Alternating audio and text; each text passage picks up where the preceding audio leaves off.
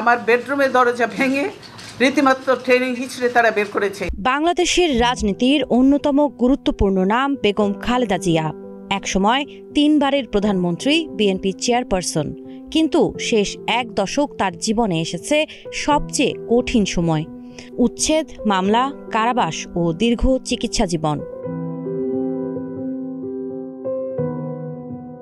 2010 সালের 13 নভেম্বর আওয়ামী লীগ সরকার ক্ষমতায় আসার পর ক্যান্টনমেন্টের বাড়ি থেকে তাকে উচ্ছেদ করা হয়। এরপর 111 সরকার আমলে দায়ের করা মামলায় 2018 সালের 8 ফেব্রুয়ারি 5 বছরের সাজা হয় তার। প্রথমে পুরনো কারাগার, পরে অসুস্থতার কারণে বিএসএমএমইউ হাসপাতালে। সেখানেই শেষবার দেখা যায় তাকে নিজ পায়ে হেঁটে গাড়ি থেকে নামতে।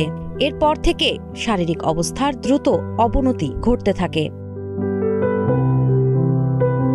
কারাভোগ করার এক পর্যায়ে তার ছোট ছেলে আরাফাত রহমান কোকোর আকস্মিক মৃত্যু ঘটে। তার বড় ছেলে তারেক রহমান প্রায় 1.5 দশক জুড়ে দেশের বাহিরে আছেন। তিনি তার জীবনের অনেকটা সময় সন্তান, পরিবার, এমনকি তার নিজের বাসভবন থেকে পর্যন্ত দূরে ছিলেন। বিধবা হয়েছিলেন স্বাধীনতা পরবর্তী সময়ে, অনেক আগেই জিয়াউর রহমান মারা যাবার পর। একাকী জীবনে রাজনীতির কারণে অনেক ত্যাগ, অনেক কষ্ট তিনি ভোগ করেছেন, কিন্তু কখনো দেশ থেকে পালিয়ে যাননি। ফ্রেশ রাইস ব্র্যান অয়েল, সুস্থ হার্টে সুন্দর আগামী।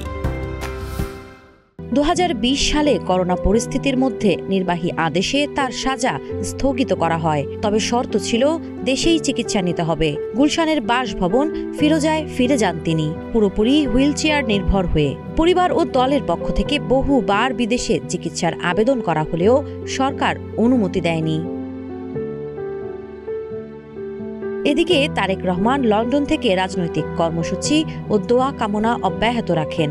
হৃদরোগ, লিভার জটিলতা, ডায়াবেটিস সহ একাধিক গুরুতর রোগে আক্রান্ত হয়ে কয়েকবার গুরুতর অসুস্থ হন খালেদা জিয়া। এভারকেয়ার হাসপাতালে ছিল তার চিকিৎসার বড় অংশ।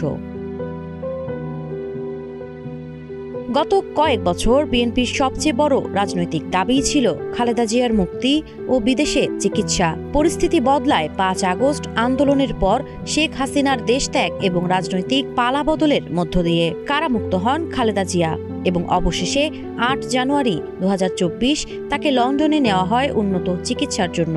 লন্ডন ক্লিনিকে 17 দিনের চিকিৎসা শেষে ছেলে তারেক রহমানের বাসায় স্থানান্তর করা হয়। অবস্থার কিছুটা উন্নতি হওয়ায় তিনি দেশে ফেরার সিদ্ধান্ত নেন।